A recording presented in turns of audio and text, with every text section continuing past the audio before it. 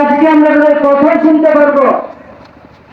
এটা আমাদের জন্য আল্লাহ পাক রব্বুল আলামিন থেকে রহমত, একটা বরকত।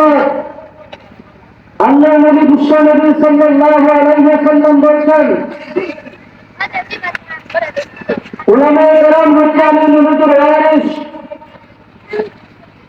আর আমি নবী যখন এই পৃথিবীতে থাকবো না, এই দুনিয়াতে থাকবো না, তখন আমার কথাগুলো, আল্লাহ রাব্বুল আলামিনের বাণীগুলো উলামায়ে কেরাম মানব জাতির সামনে পেশ করবে, মানব জাতির সামনে তুলে ধরবে। আজকে আমরা এই মাহফিলের উদ্দেশ্যে আজকে আমরা অনেক বিশিষ্ট বিশিষ্ট উলামায়ে কেরাম বুজুর্গানের দিনের মধ্যে সংখ্যক তাদের পবিত্র জবান থেকে আজকে আমরা কথা শুনব। এটা আমাদের জন্য খুব একটা ভাগ্যের বিষয়।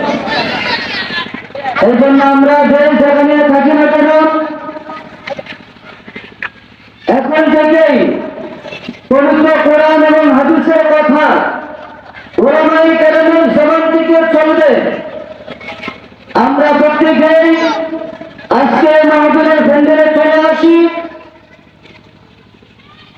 এই মাহফিলের রহমত বরকত যেন আমরা ভুল করতে পারি, আমরা অর্জন করতে পারি। এই মাহফিল যদি আল্লাহ রাব্বুল আলামিন, আল্লাহ পাক রব্বুল আলামিনের রহমত বরকত দ্বারা ভরপুর করেন। এজন্য আমরা প্রত্যেকেই যে যেখানে আসি সকলে চলে আসি।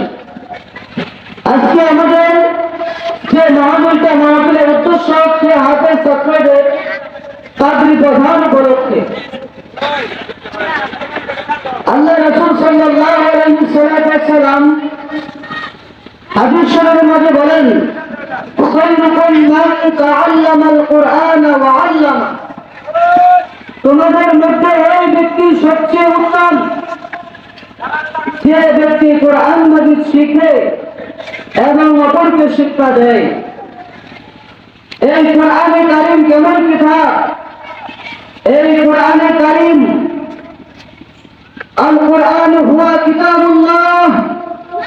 এই কোরআনে কারীম হচ্ছে আল্লাহ তাআলার কিতাব। এটা কোনো মানুষের বানানো কিতাব নয়। এই কিতাব আল্লাহ তাআলার একটা কিতাব। এই কিতাবের সাথে যখন মানুষের সম্পর্ক হয়, তখন আল্লাহ রাব্বুল আলামিন এই কোরআনের সাথে সম্পর্ক থাকার কারণে মানুষ থেকে আল্লাহ রাব্বুল আলামিন দামি বানায় দেন। এই কোরআনে কারীম যারা আজকে তাদের অন্তরের ভিতরে হেফজ করতে পেরেছে, যারা তাদের বুকের ভিতরে 30 পারা কোরআনে কারীম তাদের বুকের ভিতরে প্রবেশ করে যে পেরেছে, তাদেরকে আজকে তাদের সম্মান সুযোগ পাবে, তাদের সম্মান পাবে, আজকে পাগড়ি প্রদান করানো হবে। এই সম্মান সুযোগ হয়েছে কিন্তু কোরআনে কারীমের খাতিরে। এই কোরআনে কারীমের সাথে থাকার কারণে, এই কোরআনে কারীমের সাথে সম্পর্ক স্থাপন করার কারণে আজকে তাদের দুনিয়াতেও সম্মান, কবরে যাওয়ার পরেও আল্লাহ রাব্বুল আলামিন তাদেরকে সম্মানিত করবেন। এই কোরআন কেমন দামি, এই কোরআনের সাথে যাদের সম্পর্ক হয় তারা কেমন দামি হয়। এই কোরআনকে বলা হয় কোরআনুল কারীম। কারীম শব্দের অর্থ হচ্ছে সম্মানিত।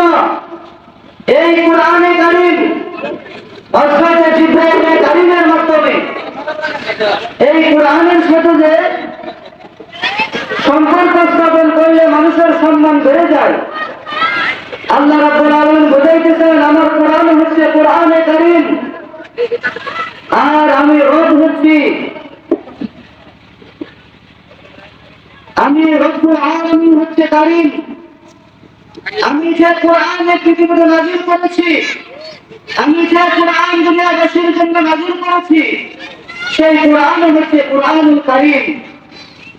আর এই কোরআনুল কারীম যার মাধ্যমে আমার প্রিয়তম হাবিব জনাব মুহাম্মদ রাসূলুল্লাহ সাল্লাল্লাহু আলাইহি ওয়াসাল্লামের উপরে নাযিল করা হয়েছে, তার নাম হচ্ছে জিবরাইল কারীম। আর তারপরে এই কোরআনে কারীম নাযিল করা হয়েছে, সেই হাবিবের নাম হচ্ছে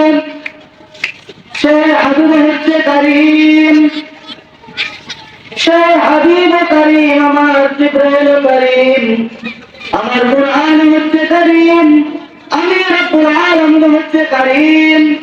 আমার কোরআনের সাথে যাদের সম্পর্ক স্থাপন হয়ে যায় তাদেরকে আমি আল্লাহ রব্বুল আলামিন সম্মানিত বানাইয়া দেই। এই জন্য আমাদের প্রত্যেকের উচিত আমাদের সন্তানগুলোকে অবশ্যই কোরআনের শিক্ষায় শিক্ষিত করে তোলা, কোরআনের জ্ঞান যেন তাদের প্রত্যেকের অন্তরে আমরা আমাদের অভিভাবক হিসাবে, আমাদের দায়িত্ব হিসাবে, আমাদের দায়িত্ব হচ্ছে আমাদের সন্তানগুলোকে কোরআনের শিক্ষায় শিক্ষিত করা, কোরআনের জ্ঞানে জ্ঞানান্বিত করা, যাতে আমার সন্তান দুনিয়াতেও দামি হয়ে যায়, আমার সন্তান দুনিয়াতেও শ্রেষ্ঠ হয়, দুনিয়াতেও সম্মানিত হয়, কবরে যাওয়ার পরে আমার সন্তান সম্মানিত এবং আমার সন্তানের কারণে যেন আমি অভিনব জায়গায় হাসরের ময়দানে আল্লাহ তাআলার সম্মানিত লাভ করতে পারি। যদি আমার সন্তানকে আমি সম্মানিত বানাইতে চাই তাহলে অবশ্যই আমার সন্তানকে কোরআন হাদিসের জ্ঞান, কোরআন হাদিসের জ্ঞানে জ্ঞানান্বিত করতে হবে। আর যদি আমার সন্তানকে কোরআন হাদিসের জ্ঞানে জ্ঞানান্বিত করতে হয় অবশ্যই তাকে মাদ্রাসায় ভর্তি করতে হবে, ইলম গাইতে হবে, উলামায়ে কেরামের সুন্নাত রাখতে হবে, উলামায়ে কেরামের সাথে মুহাব্বত রাখতে হবে।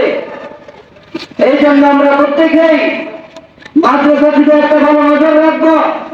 আমাদের সন্তানগুলোকে অবশ্যই আমরা দ্বীনি ইলম অর্জন করানোর জন্য দুনিয়া আখিরাত উভয় জাহানের সম্মানিত করে গড়ে তোলার জন্য, কোরআন হাদিসের জ্ঞান তাদের ভিতরে দেওয়ার জন্য আমরা অবশ্যই তাদেরকে মাদ্রাসার উপরে গড়ে তুলব। আল্লাহ রাসূল সাল্লাল্লাহু আলাইহি ওয়াসাল্লাম বলেছেন, তালাবুল ইলমি ফারিদাতুন আলা কুল্লি মুসলিম, তালাবুল ইলমি ফারিদাতুন আলা কুল্লি মুসলিম, প্রত্যেক নরের উপরে ইলম অর্জন করা ফরজ। এই জন্য আমাদের ফরজ বিধান আমরা অবশ্যই পালন করার চেষ্টা করবো ইনশাআল্লাহ। আল্লাহ রাব্বুল আলামিন যেন আমাদের প্রত্যেককে ইসলামী শিক্ষায় শিক্ষিত হওয়ার এবং আমাদের সন্তানগুলোকেও দ্বীনি শিক্ষায় শিক্ষিত করে গড়ে তোলার তৌফিক দান করেন। আমিন। ওয়া আখিরু দাওয়ানা আলহামদুলিল্লাহি রাব্বিল আলামিন। আসসালামু আলাইকুম ওয়া রাহমাতুল্লাহি ওয়া বারাকাতুহু।